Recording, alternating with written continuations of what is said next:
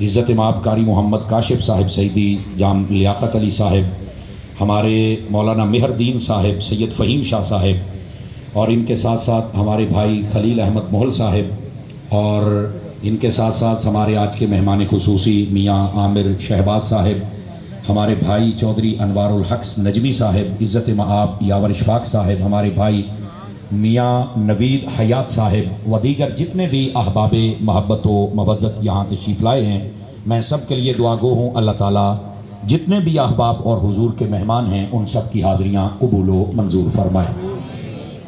عزیزان گرامی، ایک حدیث شریف سے میں بات کا آغاز کرتا ہوں۔ آپ حضرات سے ایک درخواست ہے کہ آپ بیٹا یہاں بیٹھ جائیں، بیٹے آگے جگہ نہیں، بیٹھ جائیں، تشریف فرما ہو جائیں یہیں پر، جہاں آپ کو جگہ ملتی ہے آپ یہیں تشریف فرما ہو جائیں۔ اور درخواست یہ ہے کہ آپ توجہ کریں گے، اور توجہ کے لیے موبائل کو جیب میں ڈالنا ضروری ہے۔ یہ آپ کو تقریر نہیں سننے دے گا، یہ ہمارا تجربہ ہے۔ مشورہ مان لیں گے تو آپ کا بھلا ہوگا، نہیں مانیں گے تو تقریر تو ہم نے پھر بھی کرنی ہی ہے۔ دوسری گزارش آپ کی خدمت میں یہ ہے، جو بھی یہاں پر مبلغ خطیب اور عالم آ کے گفتگو سنائے آپ حضرات توجہ سے سنا کریں، چونکہ فتنوں کا دور ہے، اٹھتے ہوئے سلگتے ہوئے سوالات ہوتے ہیں جن کے جوابات دینا مقصد ہوتا ہے، اور آپ کے اذہان کو ان فتنوں سے دور کر کے مدینے کے نور سے بھرنا مقصد ہوتا ہے۔ تو اگر آپ کی توجہ ہوگی، آپ توجہ سے سنیں گے تو انشاءاللہ آپ کو بہت لطف آئے گا۔ آپ کو پتہ ہے یہ مہینہ میلاد شریف کا مہینہ ہے، اور اس میں ہر طرف رونق اور بہار ہوتی ہے۔ آپ اپنے شہر میار خان کو دیکھ رہے ہیں کہ یہاں کیسی بہار ہے، میلاد چوک ہے، اور یہاں پر مطلب کیا سیاست، کیا صحافت، اور کیا مذہبی لوگ، اور کیا ہماری سرکاری مشینری، جملہ ایجنسیز اور جملہ ادارے، وہ سارے کے سارے ان لوگوں کے ساتھ تعاون فرماتے ہیں۔ اور میں یہ سمجھتا ہوں کہ یہ ان کے لیے بھی شاباش اور داد تحسین ہے کہ جو اپنے محبوب پاک صلی اللہ علیہ وسلم کی آمد کے جشن کے لیے اتنی خوبصورتی کے ساتھ بڑھ چڑھ کر سیکورٹی کے فرائض بھی سر انجام دیتے ہیں، مہمانوں کا ویلکم بھی کرتے ہیں اور حفاظت بھی پوری کرتے ہیں۔ اللہ کریم ان سب کو بھی جزائے بہترین عطا فرمائے۔ عزیزان گرامی، آئیے میں بیٹا موبائل جیب میں ڈال لیجئے، ادھر دیکھیے آپ ذرا، میں نے پہلے بھی ریکویسٹ کی ہے، فرنٹ سیٹوں والے ذرا میرا ساتھ زیادہ دیں گے۔ آئیے ذرا ایک حدیث شریف سے بات کا آغاز کرتے ہیں۔ حضور نبی رحمت شفیع امت صلی اللہ علیہ وآلہ وسلم آپ نے ارشاد فرمایا، ان البخیل من ذکرت عندہ ولم یصلی علیہ، فرمایا کنجوس ہے وہ بندہ جس کے سامنے میرا ذکر کیا جائے پر وہ میرا ذکر سن کر میری ذات پر درود پاک نہ پڑھے۔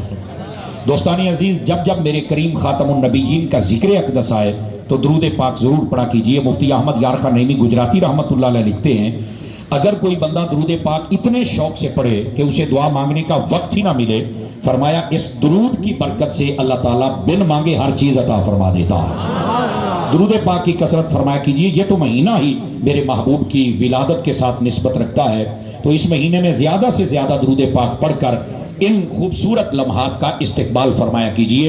اللہ تعالیٰ مجھے اور آپ کو عمل کی توفیق عطا فرمائے۔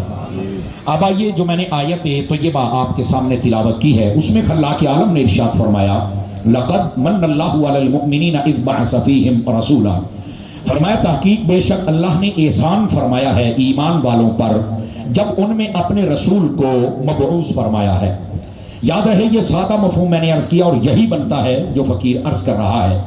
محبوب کریم علیہ السلام کی جلوہ گری، آپ کی تشریف آوری، آپ کی آمد، یہ اللہ کا بہت بڑا احسان ہے۔ لیکن یہاں ایک بات سمجھنے والی ہے، اللہ نے قرآن مجید کے تیسرے پارے میں خود ارشاد فرمایا، یا ایھا الذین آمنوا لا تبطلوا صدقاتکم بالمن والاذی، فرمایا کہ جب تم کسی کو کوئی چیز دے دو تو پھر احسان نہ جتلایا کرو۔ یہ اللہ نے خود منع فرمایا، اور ہمیں کیا کہا، احسان جتلاؤ گے تو ثواب کم ہو جائے گا، وہ باطل ہو جائے گا۔ اس واسطے کسی کی مدد کی ہے، ہیلپ کی ہے، آپ نے کچھ بھی کیا ہے تو آپ بعد میں اس کو احسان نہ جتلائیں۔ اور ادھر دیکھیے گا، یہ جملہ بڑا باریک ہے، اس لیے میں نے کہا ادھر دیکھیے گا، احسان جتلانے سے ایک تو ثواب چلا جاتا ہے، اور دوسرا سامنے والے کا قد چھوٹا ہوتا ہے، اس کی نظر جھک جاتی ہے، وہ کہتا ہے کہ یار بار بار مجھے شرمندہ کرتا، میں تینوں فلانی شے دیتی تھی، میں فلانی جگہ تے تیری مدد کی تھی۔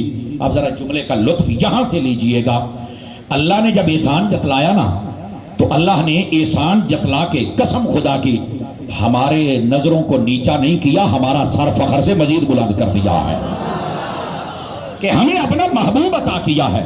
تو یہ احسان ایسا ہے کہ جس کو جتلانے کے بعد بھی ہمارا سر نیچا نہیں ہوا، ہمارا سر مزید اونچا ہوا. اس لیے احسان جتلانا یہاں بنتا تھا.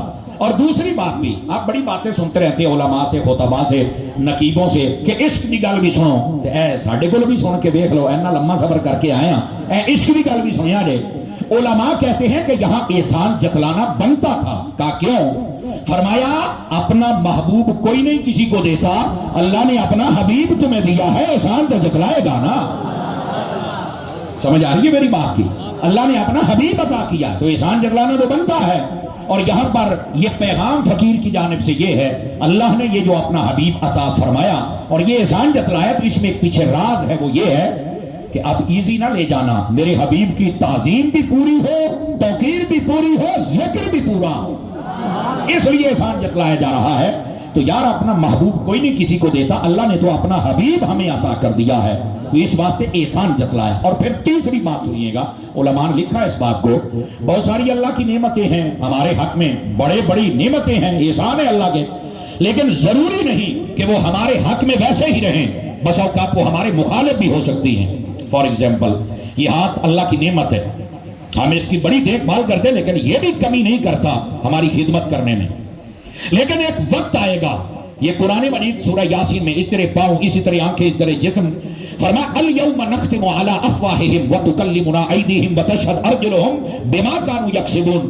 فرمایا قیامت والے دن کچھ لوگ ایسے ہوں گے, ان کے منہ پر مہر لگا دی جائے گی, ان کے ہاتھ بولیں گے, ان کے پاؤں بولیں گے, ان کی آنکھیں, ان کا جسم بولے گا کہ یہ بندہ کہاں گیا, کیا گناہ کیا. یہ اللہ کی نعمت ہے, لیکن یہ ہمارے مخالف ہو سکتی ہے.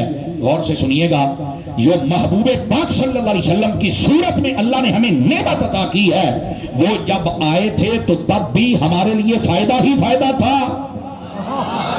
سمجھ آ رہی ہے؟ اور جب نبی پاک معراج پر گئے تو تب بھی ہماری خیر کو طلب فرمایا. میرے حبیب جب اپنے روضہ اقدس میں گئے, حضرت فضل بن عباس کہتے ہیں میں آخری بندہ تھا قبر مصطفیٰ سے نکلنے والا, میں نے کہا جاتے جاتے ذرا کپڑا ہٹا کے ودہا کے مکھڑے کا دیدار نہ کر لوں. تو کہتے ہیں جب میں نے دیکھا تو لبہائے انور ہل رہے تھے, تو آپ کے لبوں سے آواز آ رہی تھی اللہم رب حب لی امتی, یا اللہ میری امت میرے حوالے کر دے. تو قبر میں گئے تو تب بھی ہمارا ہی خیال محبوب نے رکھا ہے. اور اس جملے کا بھی لطف بڑا عجیب ہے, اگر آپ نے محسوس کیا تو میں سمجھ جاؤں گا. ہم جب مر کے قبر میں جاتے ہیں, ہمارے بیٹے, ہماری بیویاں, ہمارے بچے, ہمارے ماں باپ چھوڑ جاتے ہیں, اگر وہاں بھی لجپالی کرنے آتے ہیں تو مدینے کے تاجدار تشریف لاتے ہیں. سمجھ آ رہی ہے میری بات کی؟ کوئی نہیں آ رہی. اب اس جملے کو مزید میں جیسے کہتے ہیں رنگ بھر لوں, وہ یہ ہے سجنا, آج لوگ کی پوچھتے ہیں میلاد کون کرے, میں تینوں تیرے لہجے کی دس دے ماں. میں نے کہا وہ محبوب وہ جب آئے تب بھی ہماری خیر مانگی, معراج پہ گئے تو تب بھی ہماری خیر مانگی, اپنے روزے میں گئے تو تب بھی, ہم قبر میں جائیں تو تب بھی, حشر میں آئے تو تب بھی ہماری خیر مانگے. ایسے نبی کا پھر ماتم نہیں بنتا, میرا چند میلاد ہی بن گیا. نعرہ تکبیر, نعرہ رسالت, جشن عید میلاد النبی, علماء اہل سنت. دوستان گرامی, اس واسطے بات سمجھنے کی کوشش کریں. آج لوگ بڑے سادہ سے بات کر کے چلے جاتے ہیں کہ میلاد ہم کیوں کریں. اس جملے کا جواب بھی ذرا سنیے گا. میں اکثر کہتا ہوں کہ ہم میلاد کیوں نہ کریں. نہیں توجہ فرمائی نا آپ نے, ذرا غور نہیں فرمایا. دوبارہ پھر دہراتا ہوں نجمی صاحب, جملہ یہ ہے میلاد کیوں کریں. میں کہا کمال ہے, جملہ بنتا ہی نہیں ہے مسلمان واسطے. کہتا کیا بنتا ہے؟ میں نے کہا جملہ یہ بنتا ہے میلاد کیوں نہ کریں. کیوں نہ کریں بھائی, وجہ کیا ہے, مسئلہ کیا ہے بھائی؟ یار بتاؤ قرآن میں کہاں منع ہے, حدیث میں کہاں منع ہے, بتاؤ کس نے منع کیا ہے. اب یہ میلاد ہم آپ کہتے ہیں کیوں نہ کریں, تو آپ کے پاس کیا دلیل ہے؟ تو میں نے کیا اتنا شعور بھی نہیں ہے. مسلم شریف میں اور دیگر کتب میں حدیث ہے, میرے نبی ہر سوموار کا روزہ رکھ کے اپنا میلاد خود سیلیبریٹ فرمایا کرتے تھے. میرے نبی نے تو اپنا میلاد خود منایا ہوا. تو جب نبی منائیں, میں کیوں نہ مناؤں؟ میں تو مناؤں گا نا اپنے محبوب کا میلاد. اب یہاں پر ایک بات آپ کو اور بھی بات کر دوں, وہ جو جیل میں کمرے میں بندہ ہوا بندہ ہے, اس کو کسی نے معذرت کے ساتھ, یہ ہمارا حق بنتا ہے کہ ہم ہر فتنے کا رد کریں, اس کو نا کسی نے پرچی لکھی, وہ کہنے لگا جی میلاد کرنا چاہیے, اور ساتھ میں اپنے چمچے ہوتے ہیں نا جن کو پرچی لکھی جاتی ہے, وہ جی سنی کہتے ہیں کہ نبی پاک نے روزہ رکھ کے اپنا میلاد سیلیبریٹ کیا ہے, تو لہذا یہ دلیل ہے میلاد شریف کی. تو آگے سے پتہ کیا کہتا ہے, یہ لوگ ہیں جو تمہیں حضور سے دور کرتے ہیں, اور پھر بندے ہوئے بھی تو کمرے میں ہیں نا. ہم ہم مرد مکان نہیں ہیں، ہم مرد میدان ہیں۔ توجہ نہیں فرمائی آپ حضرات نے یار، توجہ کیجیے۔ اس واسطے میدان میں آ کے بعد، مکان میں تو بندہ بک بک کر ہی لیتا ہے، لیکن جملہ سنیے گا، وہ کہتے ہیں یا جی حدیث پہ ہے، اب جیسے اس کا ایک سٹائل ہے جاہلانہ یتیمانہ، وہ سٹائل میں بولتا ہے، کہنا نہیں وہ دیکھو حدیث پہ ہے کہ نبی پاک نے تے روزہ رکھ کے میلاد منایا، تے تسی بھی روزے والا میلاد مناؤ، تسی جلسے تے جلوساں تے لیٹاں تے جھنڈے، یہ کی ہوندا ہے؟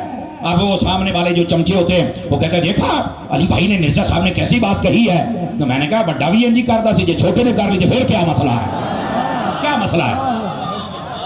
جزاک اللہ یا بھائی اللہ آپ کو برکت دے۔ تو میں نے کہا کیا مسئلہ کیا ہے اللہ کے بندے؟ اوہ یہ تو بڑے بڑے آئے تھے تو نہیں چل سکے، وہ بچیا تو شے ہی کوئی نہیں ہے، سمجھ آ رہی ہے؟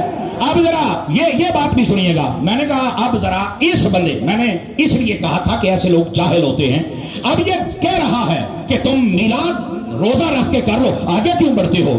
تو میں نے کہا اگر کوئی آج کا بندہ اٹھ کے کہے کہ جتنے ہم جہاد کرتے ہیں یا ہماری فوجیں بارڈر پر کھڑی ہیں وہ کوئی بھی بندوق اور گولی گرنیٹ اور ہیلی کاپٹر اور یہ بم اپنے ساتھ نہ لے کے جائے، چونکہ یہ زیادتی کر رہے ہیں، نبی پاک کے دور میں جو جہاد تھا وہ تو تیر تلوار نیزے کا تھا، تو یہ تو آگے بڑھ رہے ہیں، یہ زیادتی ہو رہی ہے، تو آپ کیا کہو گے؟ آپ کہو گے یہ بندہ پاگل ہے، یتیم العلم ہے، یزید الفکر ہے، خبیث النسل ہے، اس کو پتہ ہی نہیں ہے کہ دور بدل گیا، اسلحہ بدل گیا، دشمن کی اسٹریٹجی بدل گئی، تو ہمیں بھی بدلنا پڑے گا۔ کہتا یہ بات تو ٹھیک ہے۔ میں نے کہا میری جان، اگر جہاد کے لیے زمانہ بدلنے سے اسٹریٹجی بدل سکتی ہے تو میلاد کے لیے بھی زمانہ بدلنے سے اسٹریٹجی بدل سکتی ہے۔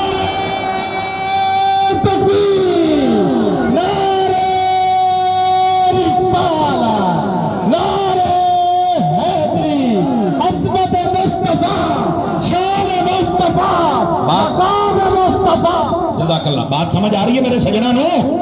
اب ذرا توجہ کے ساتھ آپ بیٹھیں گے تو آپ کو زیادہ لطف آئے گا میری جان۔ یہ کیا بات ہوئی کہ تم نے جناب میلاد کرنا ہے تو روزہ رکھ کے کر لو، باقی تم نہیں کر سکتے؟ یہ کس نے کہا ہے؟ اللہ کے بندے، پھر جہاد ویسے کر جیسے انہوں نے کیا تھا، پھر مکان ویسے بنا جیسے ان کے تھے، مسجد ویسی بنا جیسے ان کی تھی۔ میں نے کہا اس وقت تو قرآن بھی کتابی صورت میں نہیں تھا، تو کیا جواب دو گے؟ تو میں نے کہا یہ تو جہالت والی بات ہے، اس کا تو پھر جواب بھی کسی کے پاس نہیں۔ کہتا نہیں بدلتے زمانے کے ساتھ اگر کوئی چیز نبی کے دور میں ہو، اگر اس کی شکل بدل جائے تو مسئلہ نہیں ہوتا۔ تو میں نے کہا پھر میلاد کی اصل تو ہے، اگر شکل بدل گئی تو اب شکل کیوں بدل رہی ہے؟ تو نہیں بدلنی چاہیے۔ میں بات یہ عرض کر رہا ہوں کہ ایسے جاہل آتے رہیں گے، لیکن اللہ نے ہماری بھی تو ڈیوٹی لگائی ہے، نوکری ہم نے بھی تو پیش کرنی ہے نا۔ تو محبوب پاک صلی اللہ علیہ وسلم کا میلاد کیوں نہ منائیں؟ میرے نبی نے خود اپنا میلاد سیلیبریٹ کیا ہوا ہے۔ اور پھر اگلی بات بھی توجہ طلب ہے، حضرات سارے دوست میری طرف توجہ کیجئے تاکہ آپ کو لطف آئے۔ محبوب کریم صلی اللہ علیہ وآلہ وسلم آپ جب تک نہیں آئے تھے، میں ہر بندے کو دعوت فکر دے رہا ہوں، غور سے بڑی بات سنیں، ماں باپ کو منڈیوں میں بیچا جاتا تھا، بیٹی کو زندہ دفن کیا جاتا تھا، بیوی کو کوئی پوچھتا نہیں تھا، اور جب کوئی گناہ کرتا اس کے ماتھے پر لکھا جاتا تھا، اور پھر باز نہیں آتا تھا تو باندر سور خنزیر بنتا تھا۔ یہ قرآن میں ہے۔ اب یہ ساری کی ساری چیزیں تھیں، لیکن سنیے گا جب میرے حبیب آئے آپ نے اس معاشرے کو کیسے بدلا؟ آپ نے فرمایا جو ماں باپ کا چہرہ دیکھے اللہ قبول حج کا ثواب عطا فرما دیتا ہے۔ ماں باپ کے قدموں میں جنت ہے۔ کس نے اعلان کیا؟ میرے نبی نے آ کے اعلان کیا ہے۔ بیٹیوں کو زندہ دفن ہونے سے کس نے بچایا؟ میرے نبی نے بچایا ہے۔ بیویوں کو کس نے عزت دی؟ میرے حبیب پاک علیہ السلام نے عزت مرحبت فرمائی۔ اور پھر ادھر دیکھیے گا، میرے نبی پاک نے فرمایا میری امت پر اجتماعی عذاب نہیں آنا چاہیے، میری امت کے چہرے نہیں بگڑنے چاہیے۔ کیوں؟ فرمایا ربا سونے ہوں انہوں نہیں دیکھنا، ہوں مینوں دیکھنا ہے نا۔ یہ ہے بات، اور اس بات کو ذرا سمجھنے کی کوشش کیجیے میرے عزیزوں۔ اب یہ وہی بات کہ میلاد کیوں نہ منائیں؟ میں نے کہا جو بندہ نہیں مانتا میں ٹھنڈے دل سے دعوت فکر دے رہا ہوں میری جان۔ نبی پاک کا میلاد وہ کرے جس کے ماں باپ کو عزت ملی ہے حضور کے آنے کی وجہ سے۔ سمجھ آ رہی ہے؟ نبی پاک کا میلاد وہ کرے جس کی بیٹی کو عزت ملی ہے حضور کے آنے کی وجہ سے۔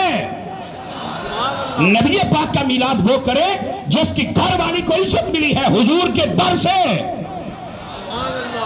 سمجھ آ رہی ہے میری بات کی؟ اور اگلی بات بالکل آہستہ بولوں گا، فکری بات ہے. نبی پاک کا میلاد وہ کرے جس کا چہرہ بھی سلامت ہے، گناہوں پر پردہ بھی پڑ گیا مصطفیٰ کی وجہ سے. اس کو چاہیے میرے نبی صلی اللہ علیہ وسلم کی آمد کی خوشی کرے. اور پھر میں اگلی بات بھی بتاؤں. یہ تو ایک عقلی بات تھی کہ میلاد ہم کیوں نہ کریں یار، جن کے صدقے میں ہمارے ماں باپ، ہماری بیٹیاں، ہمارے گھر والے، ہمارے چہرے ہمارے گناہوں پہ پردے پڑ گئے. بتاؤ اس نبی کا ہم نے جشن نہیں کرنا تو پھر کس کا کرنا ہے؟ اور اگلی بات بھی سنیے گا. نبی پاک صلی اللہ علیہ وآلہ وسلم، آپ کے دیوانوں، یہ بات اگر ناجائز ہوتی نا کہ نبیوں کا میلاد تم بیان نہیں کر سکتے، سیلیبریٹ نہیں کر سکتے، تو آپ قرآن شریف کا مطالعہ کر کے دیکھیں. 5 سے 6 نبیوں کی ولادت بائی ڈیٹیل اللہ نے قرآن مجید میں خود ذکر فرمائی ہے. آپ حضرت آدم علیہ السلام کی تخلیق کا واقعہ سارا قرآن میں پڑھ سکتے ہیں. آپ حضرت سیدنا زکریا علیہ السلام کے بیٹے حضرت یحییٰ، ان کی ولادت کا ذکر قرآن میں دیکھ سکتے ہیں. سورہ مریم کا پہلا رکوع پڑھیے، سورہ مریم کا دوسرا رکوع پڑھیں گے تو حضرت عیسیٰ علیہ السلام کی ولادت بائی ڈیٹیل بیان ہوئی ہے. حضرت موسیٰ علیہ السلام کیسے پیدا ہوئے، کیسے پرورش پائی، سارا واقعہ قرآن میں موجود ہے. توجہ فرما رہے سارے حضرات. میں بات یہ کرنے لگا ہوں، اس بات کو سمجھیے گا. میرا مستدل اور میرا جو استدلال ہے وہ بات یہ ہے کہ اگر نبیوں کا میلاد بیان کرنا منع ہوتا تو میرا رب خود ہی نہ بیان کرتا. انڈرسٹینڈ کر رہے ہیں آپ میری بات کو؟ اور اگر اللہ نے خود بیان کیا ہے، میں نے کہا باقی سب کا بیان ہو سکتا ہے، سارے نبیوں کے امام کا میلاد کیوں نہیں بیان ہو سکتا ہے؟ یہ بات توجہ طلب ہے. تو اس واسطے اس دور میں ہمیں ہونا یہ چاہیے تھا کہ ہم سیرت مصطفیٰ کے کسی پہلو پہ بات کرتے جس سے ہماری تربیت ہوتی. لیکن اس قوم کو اتنا الجھا دیا گیا کہ ان کو گھنٹہ گھنٹہ ہمیں دلیل دے کے بتانا پڑتا ہے کہ میلاد کرنا جائز ہے، اس میں کوئی ممانعت نہیں ہے، یہ قرآن سے بھی ثابت ہے، حدیث سے بھی ثابت. کیسا دور آ گیا. اور اللہ کی قسم افسوس مجھے اس وقت ہوتا ہے کہ جب اعتراض کرنے والے نے داڑھی بھی رکھی ہوتی ہے اور وہ کلمہ بھی پڑھتا ہے، مسلمان بھی کہتا ہے، پھر کہتا ہے کہ یار حضور دا میلاد کیتے نہیں ہے. میں کہا تیرے جمن تو بہتر سی کوئی وٹا آ جاندہ. آواز کمزوروں والی ہے، غیرت والی آواز نکالو نا. سمجھ آ رہی تیرے شرم تے آ نہیں آندہ پیا.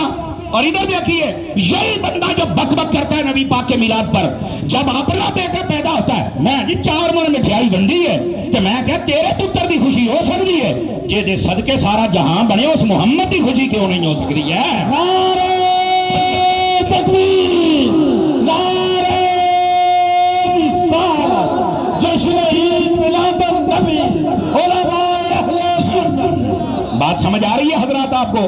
تو میرے عزیز میرے دوست کیا ہو گیا ہے ان لوگوں کو؟ داڑیاں رکھی ہوئی ہیں، کلمے پڑھنے کے بعد ان کو حضور صلی اللہ علیہ وسلم کی ولادت بیان کرنے اور واقعات بیان کرنے سے چڑ ہوتی ہے. کیوں بھائی؟ اچھا پھر جاہلانہ اعتراض کیسے ہوتے ہیں؟ پڑھے لکھے حضرات یہاں زیادہ بیٹھے، میں ان سب کی توجہ چاہتا ہوں، بالخصوص اہل سٹیج. وہ جی نبی پاک آئے تھے تو گئے بھی تو ہیں، آنے کی خوشی کرتے ہو تو جانے کا غم کیوں نہیں کرتے؟ تو میں کہا آن دی خوشی اسی کر رہی، جان کا غم تو کر لے. کوئی تک کرنا کلمہ کوئی نہیں پڑھیا.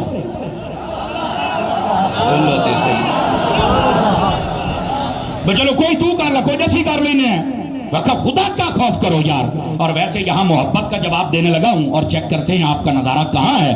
میں نے کہا جانے کا غم وہ کرے جس کا نبی مر گیا ہے. میرا کل بھی زندہ تھا، میرا آج بھی زندہ ہے. نعرہ تکبیر، نعرہ رسالت، جشن عید میلاد النبی، علماء اہل سنت. بات سمجھ آ رہی ہے کوئی نہیں آپ سبھی حضرات کو؟ بیٹا موبائل سے نکل گیا، موبائل جڑے سن دیو ہے وہی بیٹھا ہے. احتیاط کے جاک پا کے سنو، بات سنیں ذرا. اچھا یہاں پر بھی ایک عجیب بات ہوتی ہے، اور عجیب بات یہ ہے، میں نے ایک مرتبہ ایک جگہ حاضری پیش کی. آپ سنتے رہتے ہیں سوشل میڈیا پہ لوگ بڑے سوالات کرتے ہیں، کیا کریں اللہ نے اسپیشلسٹ کیوں بنایا ہے؟ کام تو کرنا ہے نا جی. وہ بندہ میں نے کہنے لگا یہ کیسے ہو سکتا ہے بندہ فوت ہو جائے تو پھر زندہ ہو؟ میں کہا میں نے لگتا ہے تینوں عقل ہی کوئی نہیں. وہ کیسے؟ تو میں نے کہا قرآن کے دوسرے پارے میں اللہ نے کوئی نہیں فرمایا کہ شہید جب شہید ہو جائے تو اس کو تم نے مردہ نہیں کہنا، بل احیاء زندہ کہنا ہے. کہا بالکل. تو میں کہا شہید مرد ہے؟ ہاں. تو میں کہا مرن تو بعد کیوں زندہ ہے؟ کہتا ہے تو نہیں میں نے پتا. تو میں کہا پتا ہوں تے سننی نہ ہوں.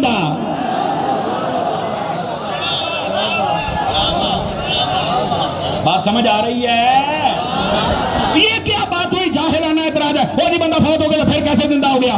تو پھر یہ تو تینوں پوچھنا چاہیے نا کہ بندہ فوت ہو گیا تو قبر میں زندہ ہو کے سوالوں کے جواب کیوں پیا دیندا ہے؟ یہ تو میں نے پتہ ہی کوئی نہیں سی. تو میں کہ عاشقاں کول بیعت کر، ہر بات سمجھ آئے گی میری جان. اور بھائی ادھر دیکھیے، جو اخروی زندگی ہے اس کو کہتے ہیں برزخی زندگی، اور برزخ ایسے پردے کو کہتے ہیں، یہ پردہ ہے، آپ ادھر زندہ ہیں، میں ادھر زندہ ہیں، بس یہ پردہ ہے۔ قبر کو برزخ کہتے ہیں، برزخ پردہ، پہلے اوپر زندہ تھا اب بیچ میں زندہ ہے، وہ زندہ نہیں تو سوالوں کے جواب کون دیتا ہے؟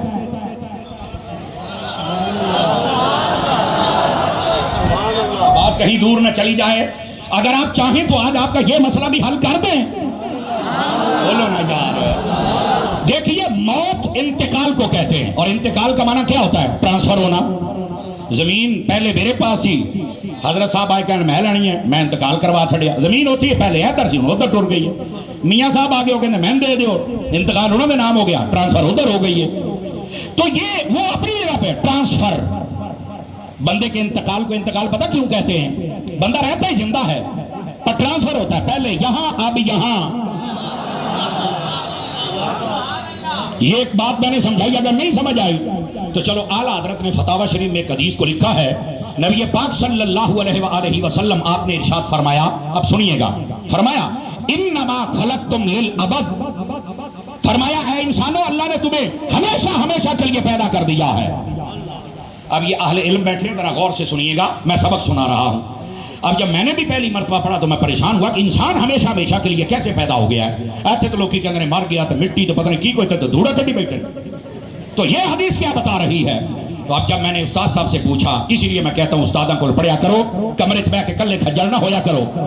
استادوں کے پاس پڑھو گے تو سمر بنو گے، کمرے چ پڑھو گے تو پلمبر بنو گے۔ ہوں تہاڈی مرضی ہے تساں کی بننا ہے، استادوں کے پاس بیٹھو تاکہ پتہ چلے دین کیا ہے، علم کیا ہے۔ تو میں نے حضرت جی چل کے پوچھا کہ یہ جو کہا کہ انسان کو ہمیشہ ہمیشہ کے لیے پیدا کرے، اس کا مطلب کیا ہے؟ تو استاد صاحب نے سمجھایا، دیکھیے بیٹے، انسان جب پیدا ہوا سب سے پہلے عالم ارواح میں، وہاں زندہ تھا وہاں کے ماحول کے مطابق، اب سنتے چلے آنا، پھر اس نے جگہ بدلی تو یہ آ گیا اپنے باپ کی پشت میں، وہاں زندہ رہا وہاں کے ماحول کے مطابق، پھر اس نے جگہ بدلی اللہ کے حکم سے تو یہ چلا گیا ماں کے پیٹ میں، وہاں زندہ رہا وہاں کے ماحول کے مطابق، پھر اس نے جگہ بدلی تو یہ دنیا کے پیٹ میں آ گیا، یہاں زندہ رہا یہاں کے ماحول کے مطابق، پھر یہ جگہ بدلے گا اور قبر میں جائے گا، وہاں زندہ رہے گا وہاں کے ماحول کے مطابق، پھر یہ جگہ بدلے گا اور میدان محشر میں آئے گا، وہاں زندہ رہے گا وہاں کے ماحول کے مطابق، پھر یہ جگہ بدلے گا، اور اگر حضور کے سچا غلام ہوا یہ جنت میں جائے گا، وہاں زندہ رہے گا وہاں کے ماحول کے مطابق۔ جملہ سننا رہے گی اور خان والوں، میرے استاد کہنے لگے اب بتا مولانا، حدیث یہ کہتی ہے اللہ نے انسان کو ہمیشہ ہمیشہ کر کے پیدا کر دیا، اوے ایک جگہ بدلتا پھرتا ہے تو زندہ نا۔ نعرہ تکبیر، نعرہ رسالت، نعرہ حیدری، جشن عید میلاد النبی۔ بھائی جس کو بات سمجھ آئی ہے نا، یہ فرنٹ سیٹوں والے جو ہے نا یہ بات نہیں سمجھ رہے، پرچیاں نہ لکھیا کرو، پھر پرچے ہوندے نے مجھے بچ رہی ہے، بولو نا سبحان۔ اچھا یار ہے جرا اتنا طبقہ بیٹھا تسی دلی کدھر آئے، بولو نا یار، کمال ہے یار، اس لے دے بیٹھے ہو ہیں، فرنٹ سیٹاں دا زیادہ حق ہوندا ہے، بولو ذرا سبحان اللہ پیار کے ساتھ۔ اور بھائی اگر مسئلہ حل ہو گیا تو آدھی سے زیادہ بد عقیدگی تو ذہن سے ویسے نکل جائے گی۔ فرمایا کہ انسان ہمیشہ ہمیشہ کے لیے پیدا ہو گیا، اب یہ صرف اپنے مکان بدل رہا ہے، جگہ بدل رہا ہے، ملک بدل رہا ہے تو زندہ، یہ صرف اپنی جگہ بدل رہا ہے۔ تو پھر مجھے یہ کہنے دو میری جان، جی ٹھیک ہے بیٹے آ جائیں، بیٹے کیمرے والے اب بس کریں، آ جاؤ آ جاؤ آ جاؤ آ جاؤ، آپ بہا دیتا اور دسو جی، بہا دیتا ہے ہوں جڑے تسی بیٹھے ہو ہاتھ چاہ کے بولو سبحان اللہ، ہوں جڑا چپ ہویا تو موڑ میں ساتھ لینا ہے، میں تمہیں پہلو دستا پیا، اس واسطے وہ اس نے اپنی ڈیوٹی پوری کر لی ہے، ہوں آ گئی ہے تہاڈی ڈیوٹی، توجہ ہے جی میرے سجنا دی، دھیان میری طرف فرمائیے گا میرے عزیز، یہ حدیث بتلا رہی ہے کہ جب عام بندہ وہ جب سے پیدا ہوا بس جگہ بدل رہا ہے زندہ، تو جو ہر قبر میں آتا ہے ان کے بارے میں ہمارا کیا نظریہ ہو سکتا ہے؟ یہ کہنا کہ کیسے ہو سکتا ہے فوت بھی ہو گیا اور پھر زندہ بھی ہے؟ تو میں نے کہا شہید ہے؟ کہا ہاں۔ تو میں نے کہا پہلے وہ ثابت کر، پھر یہ کہتا وہ تو قرآن میں ہے۔ تو میں نے کہا شہید سے اعلیٰ درجہ نبی کا ہے۔ شہید اگر اپنی قبر میں زندہ ہو سکتا ہے تو جو ہر قبر میں تشریف لائے وہ نبی زندہ نہیں ہو سکتا ہے؟ میرے امام اور آپ کے امام غیرت مند امام فاضل بریلوی فرماتے ہیں تو زندہ ہے واللہ، تو زندہ ہے واللہ میری چشم عالم سے چھپ جانے والے۔ اب یہ نہیں کہا میری چشم سے، چشم عالم سے، فرمایا یہ آنکھ ہے جو نہیں دیکھ سکتی، ہاں کسی کسی کے پردے اٹھ جاتے ہیں۔ اور پھر وہ پتہ کیا کہتا ہے؟ اس صورت نو میں جان آکھاں۔ اے تو نہیں نہ سنیا سجنا، پھر وہ یہ اس صورت نو، میں جب کبھی کبھار پیر میرے علی شاہ صاحب کا یہ کلام پڑھتا ہوں نا تو میں کبھی کبھار پھر ذوق میں پوچھتا ہوں پیر جی تسی آکھیا اس صورت نو، اے بھی دسو کس صورت نو؟ تو پھر یہ ذوق آگے سے کہتا ہے وہی صورت جس کے بارے میں اعلیٰ حضرت نے فرمایا کروں تیرے نام پہ جاں فدا، نہ بس ایک جہاں دو جہاں فدا، دو جہاں سے بھی نہیں جی بھرا، کروں کیا کروڑوں جہاں نہیں۔ یہ ہے میرے آقا صلی اللہ علیہ وآلہ وسلم آپ کی ذات گرامی۔ تو اس واسطے یہ تو جاہلانہ اعتراض ہے، نبی آئے تھے تو آنے کی خوشی کرتے تو جانے کا غم کیوں نہیں کرتے؟ میں نا ایک مرتبہ یہ یقین کرے پچھلے سال کی بات، فیصل آباد میں حضرت میاں صاحب میں تقریر کر رہا تھا، ایک دوست نے کہا یہاں ایک مولوی صاحب نے اعتراض کر دیا ہے، دیکھو ہم لڑنا نہیں چاہتے لیکن ہماری قوم پر کوئی اعتراض کرے ہم ان کو اندھیرے میں چھوڑنا بھی نہیں چاہتے، ہم مدینے کے نور میں لے جائیں گے۔ سمجھ آ رہی ہے؟ تو مجھے کہتا ہے مولوی صاحب نے یہاں تقریر کی ہے کہ میں آپ کو دکھاتا ہوں بخاری میں حدیث موجود ہے، نبی پاک جس دن فوت ہوئے تھے تو صحابہ کرام اہل بیت رو رہے تھے، اب وہ 12 ربیع الاول کے دن صحابہ رو رہے تھے اور انہاں خوشیاں چڑھیاں نے۔ مینوں پتہ تسی چپ ہو جانا، ہن یہ جواب نہ دوڑا ہے نہ مایا ہے۔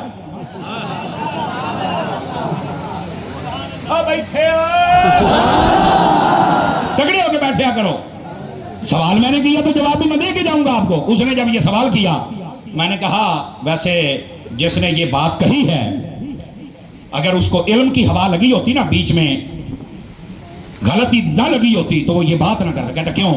میں نے کہا کوئی بھی فوت ہو جائے سوگ 3 دن، شوہر فوت ہو جائے تو 4 مہینے 10 دن بیوی کر سکتی ہے، اور یہاں بھی بیویوں کو بھی پیغام ہے کہ تمہارے لیے اتنا قیمتی نہ تمہارا باپ ہے نہ بھائی ہے نہ بیٹا ہے جتنا شوہر ہے۔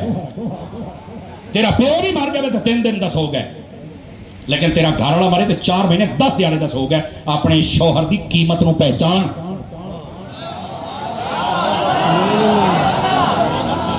اپنے شوہر دی قیمت نو پہچان ہے شوہر کیا ہے۔ لیکن یار کملی عورت وہ ہوتی ہے، کملی عورت ساری حیاتی اپنے بندے نہ لڑدی رہندی، کدی بہن دے آکھن دے، کدی بھرا دے آکھن دے، کدی ماں دے آکھن دے، کدی چاچے دے آکھن دے، ساری حیاتی پھڈا دے نال لیندی اور ذلیل ہو کے زندگی گزاردی۔ عقل مند بی بی وہ ہے جو اپنے شوہر کو پہلے بادشاہ بناتی ہے تو پھر ملکہ بن کے راج کر دی ہے۔ عقل مند عورت، اس کو سکھاؤ کہ جننے ہیں نا اپنوں چھیڑ چھاڑ کرنا لے، یہ کبھی بھی ہمارے گھر کو ہنستا نہیں دیکھ سکتے، لیکن کیا کریں۔ اور یہاں میں کچھ پبلک ڈیلنگ کے معاملات بھی ہوتے ہیں، میرا تجربہ یہ ہے جو میں نے چند باتیں سنی، کڑی وسنا چاہتی وہ ماں نہیں وسن دیندی، نہ منو۔ بہرحال میاں صاحب میرا تجربہ ہے کڑیاں وسنا چاہدیاں نے ماں، وہ دی وجہ کیا ہے؟ کڑی تے ویاہ کے آ جاندی نا، وہ دا ریموٹ کنٹرول امی کول ہوندا ہے۔ تانوں پتہ ٹی وی اوتھے چلدا ہے ریموٹ کنٹرول میں جڑا بٹن دب مکے والا چینل، پھر دب انڈیا والا چینل، پھر دب خبراں والا چینل، یہ جڑا بٹن ہوندا ہے نا، یہ جنی دیر پیچھے نا کڑی دا گھر بس سکدا تے اللہ دا نام ہے جدو ویایا کرو نا تو ریموٹ نال ہی دے کے کھلیا۔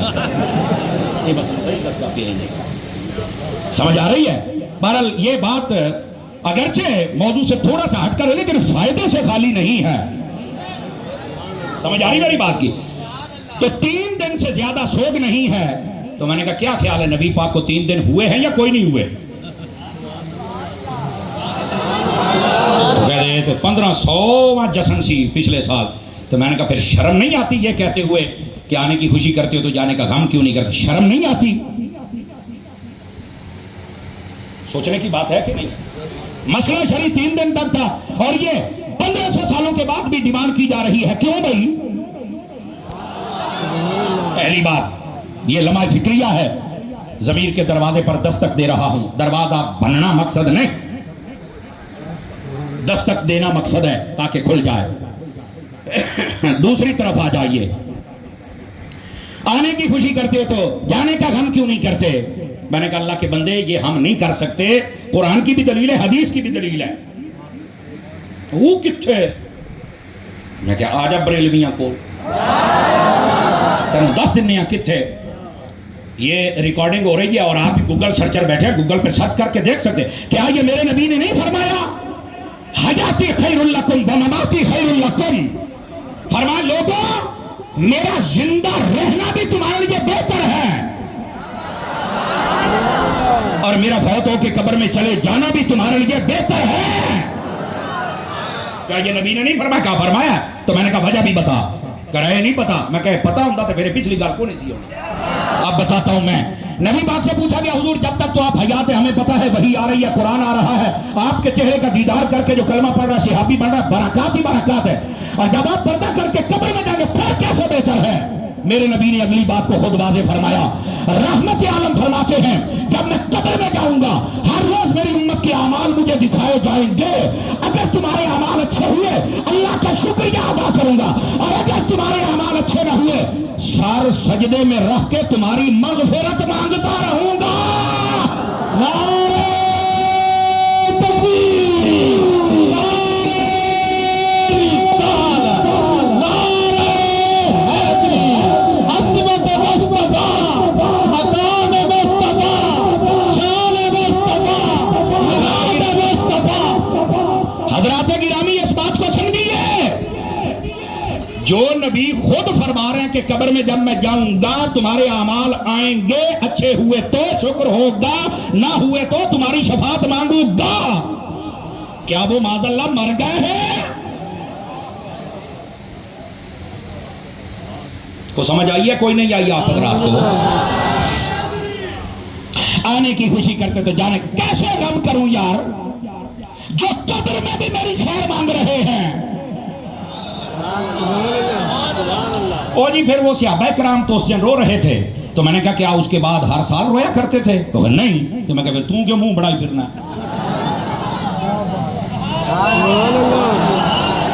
اور دوسری بات سنیے, نہیں تاری صاحب آپ کہتے ہیں زندہ ہیں تو پھر زندہ پر بھی رویا جاتا ہے. میں کہا ہاں.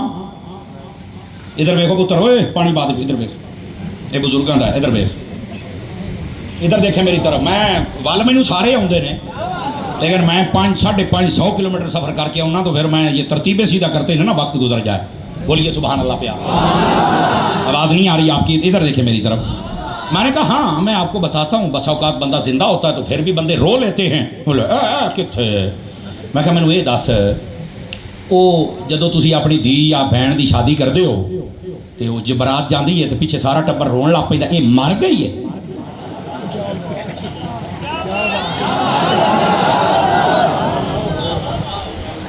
میں کہ مر گئی ہے, پھر مری تو نہیں.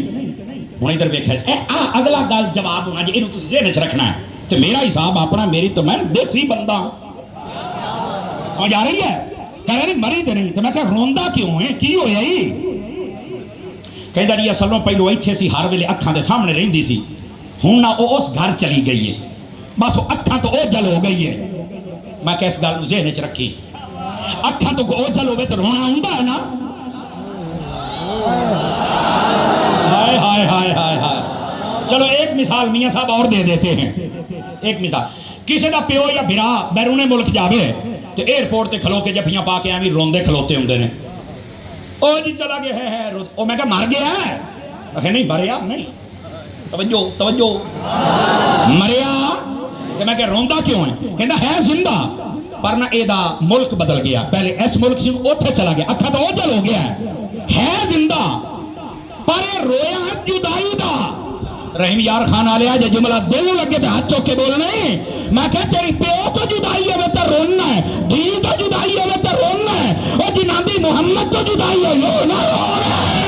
نعرہ تکبیر, نعرہ رسالت, نعرہ حیدری, جشن عید میلاد النبی. توجہ ہے, اور یہ جدائی اور اگر آپ چاہیں تو میں آپ کو ایک دلیل دیتا ہوں، اپنے برائے سب مولویوں نے لکھا ہے، پڑھ کے بھی سنایا کرو، ہمت کرو۔ تفرقے پر ہم لعنت بھیجتے ہیں، لیکن قوم کو اندھیرے میں مت رکھو۔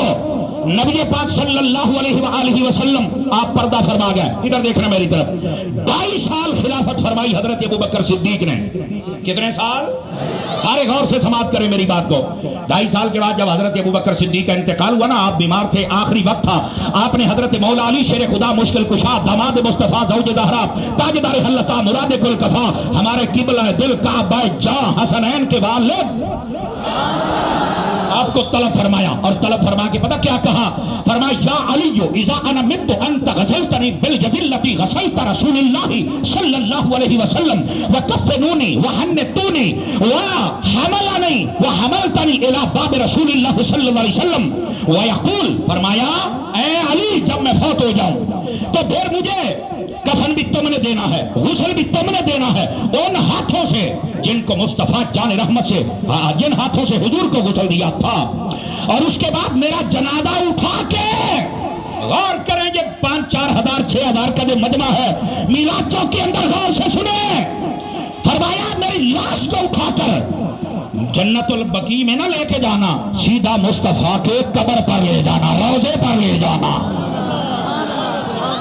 جڑا آجے بھی چوک بیٹھا سجے کبے دیکھ لو کئی دھکا سٹاٹ بھی ہوں دے جے، لیکن یہ دلیل دے رہا ہوں باپ کی صحابہ کا عقیدہ کیا ہے۔ جینا صحابہ دا تینوں رونا نظر آیا ہے، وہ یوں نا صحابہ دا عمل تینوں نظر کیوں نہیں آیا؟ سمجھ آ رہی ہے؟ اب ہوا کیا؟ فرمایا وہاں پر لے کے جانا۔ حضرت علی نے کہا پھر کیا کہوں؟ کہا وہاں یہ کہنا یا رسول اللہ ھذا ابو بکر یستأذن، یا رسول اللہ یہ ابو بکر ہے، آپ کے دروازے پہ آیا ہے، یہ اجازت مانگ رہا ہے کہ حضور اجازت دے دو، میرا دل کرتا ہے جیسے ساری زندگی آپ کے ساتھ رہا ہوں، مزار میں بھی آپ کے ساتھ رہوں۔ حضرت مولا علی نے یہ نہیں کہا قبروں والے نہیں سنتے، زندہ بندہ زندہ بندہ زندہ بندہ، انہوں نے یہ نہیں کہا قبر والے نہیں سنتے۔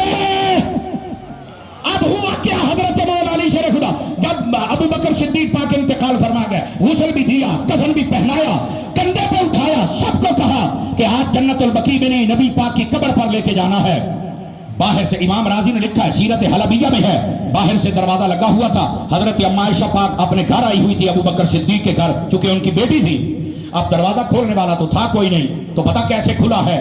اب یہ بات بھی دائیں بائیں پھر دیکھ لو، آپ کو چیلنج کر رہا ہوں، بات ہی ایسی ہے۔ کہتے ہیں مولا علی نے جب چارپائی دروازے پر رکھی نا، دروازہ اندر سے لگا ہوا، کھولنے والا بھی کوئی نہیں تھا، تو جب یہ کہا یا رسول اللہ یہ ابو بکر ہے، فرمایا قسم رب کعبہ کی دروازہ خود کھل گیا تھا۔ آواز نہیں آئی جیسے آنی چاہیے تھی نا۔ ایک تو دروازہ خود کھلا ہے، اور دوسرا مصطفیٰ کے روضے سے آواز آئی تھی ادخل الحبیب